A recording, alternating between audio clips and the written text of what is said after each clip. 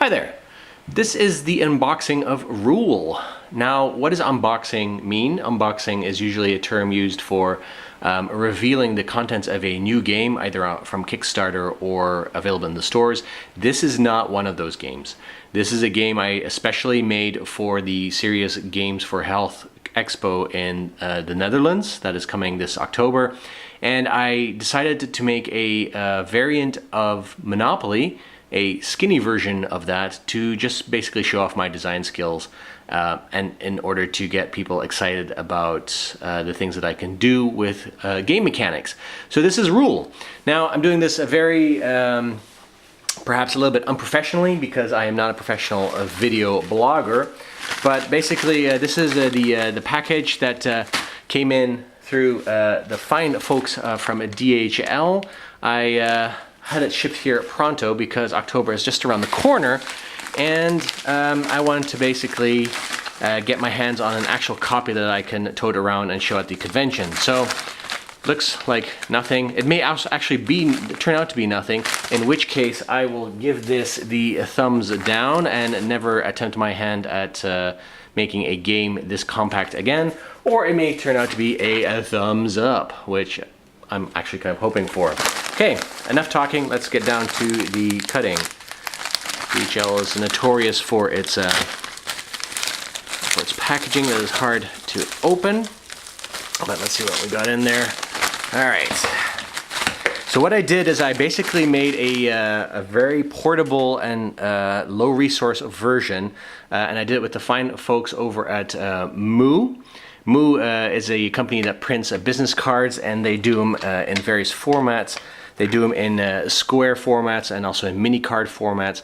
And I thought, how fun would it be to just basically make a card game that consists of business cards?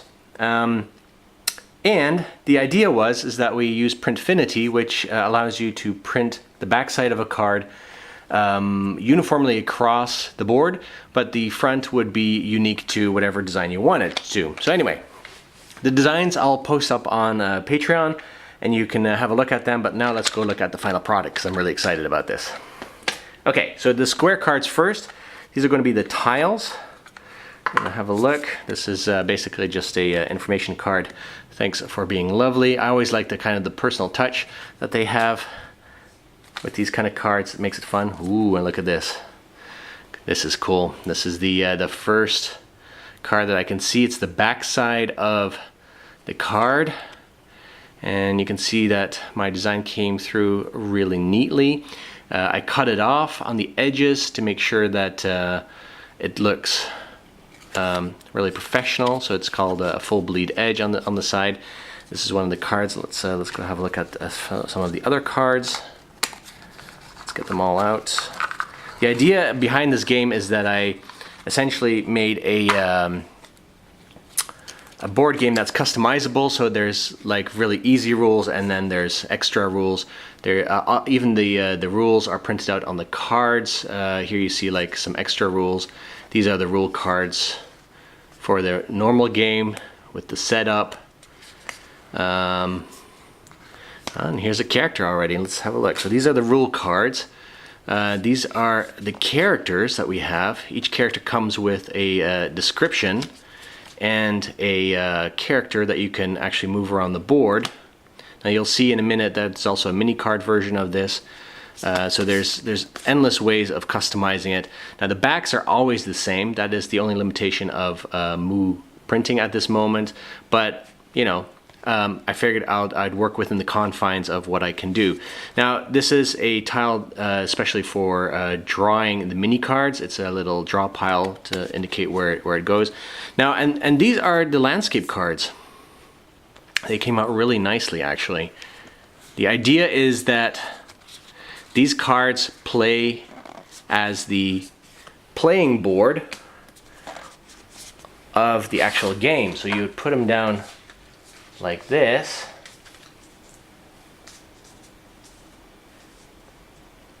There you go.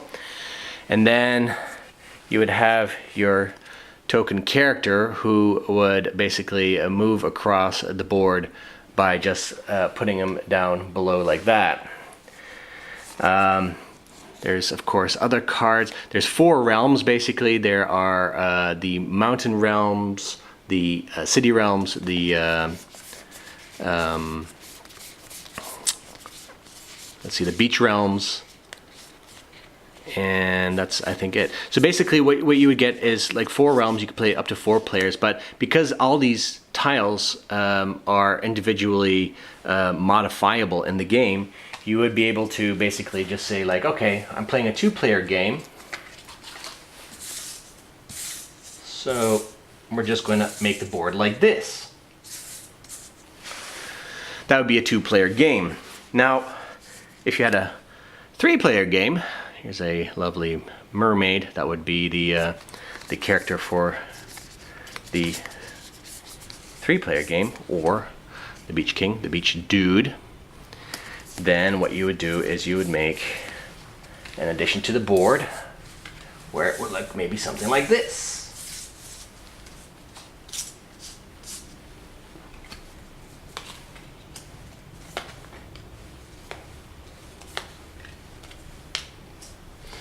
There you go. Each person would have their own character, and each person would have their own draw pile.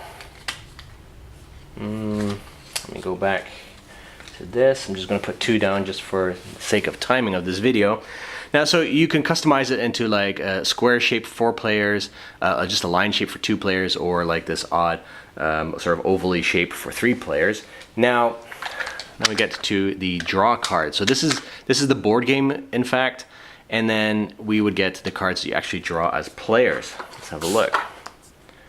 See, I love these personal little touches. It's time, I'm not sure if I can focus on here.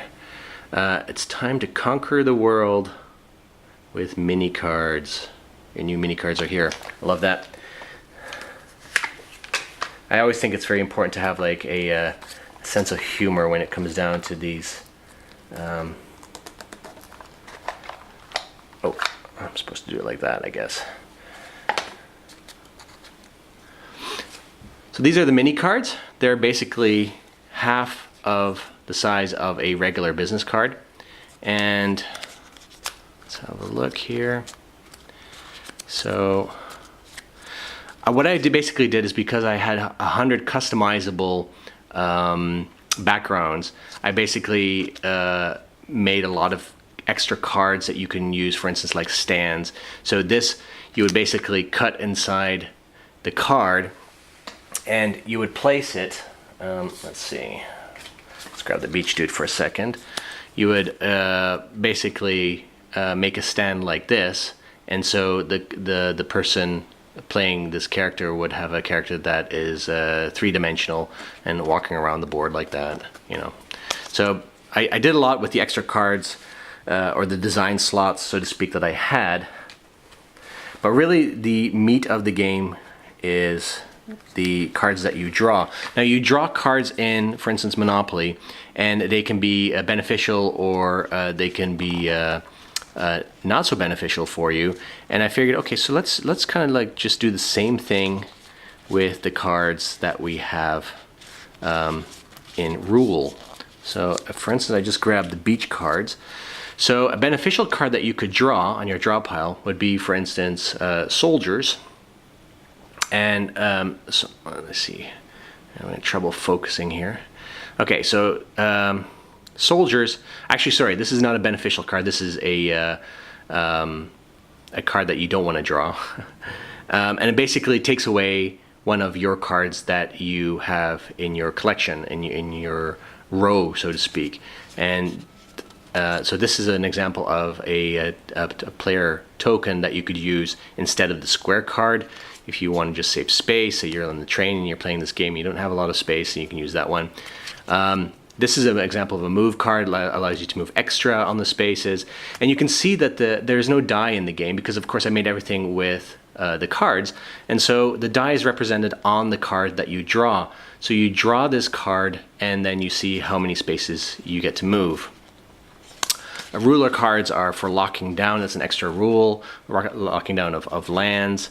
Here is the surf god dude. Love that guy.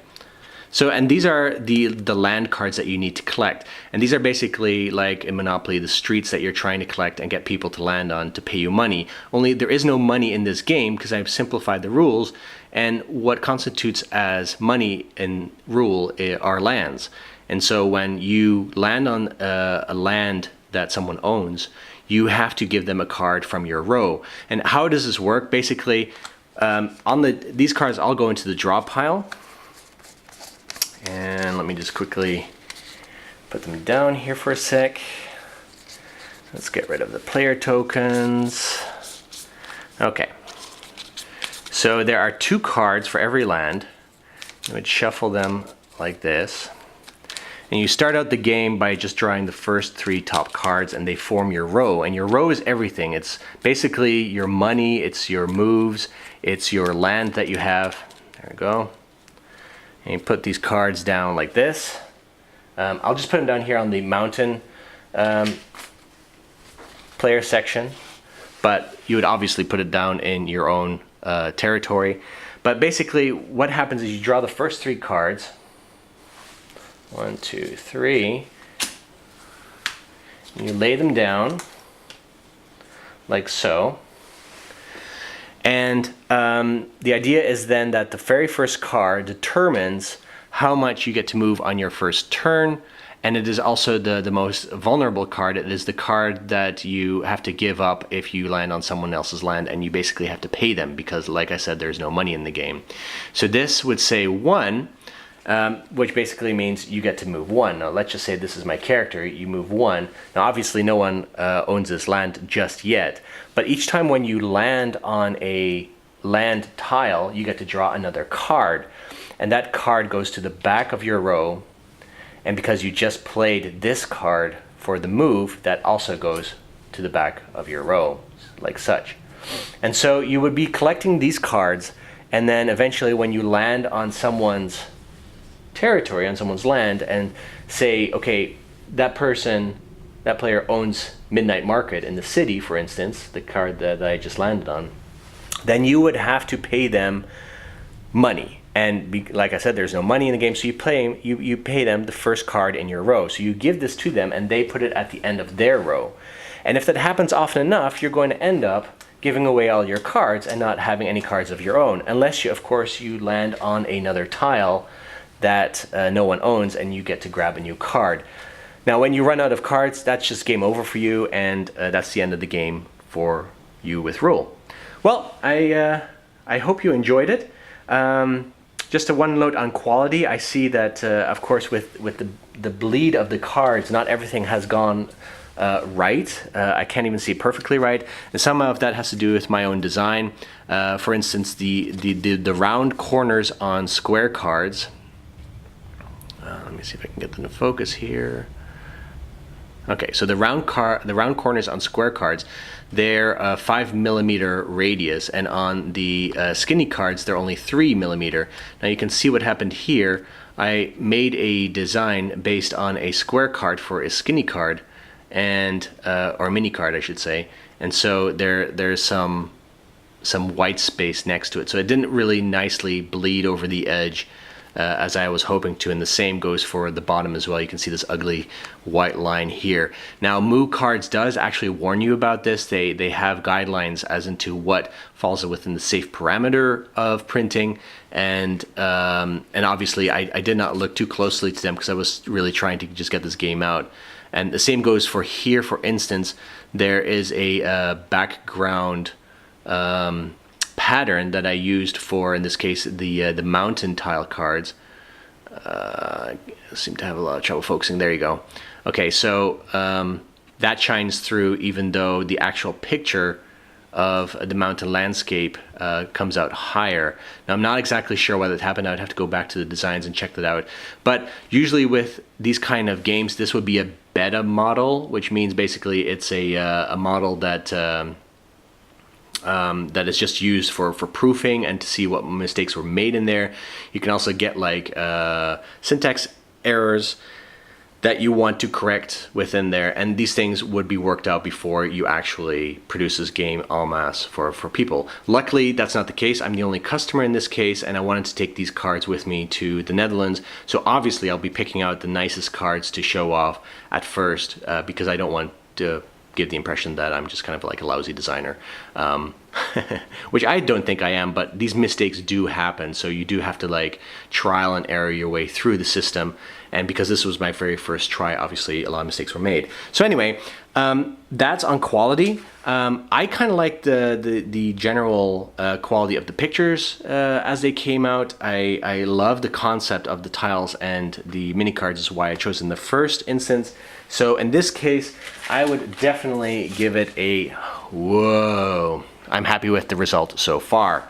And from here on, I would be making probably a tailored version that is more applicable to my goals that I want to achieve with Arcubal design, which is making them for a global community health oriented or prejudice reduction program. And that would, of course, strip this entire game from its fantasy elements, which are fairly safe and non-goal targeted, and probably put like a layer or skin over there that is more applicable to the theme of health or prejudice reduction.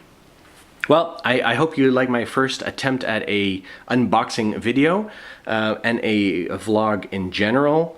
There's a lot of room to basically improve not only the game but also the video, so send me your comments and I'll take them into account for the next one.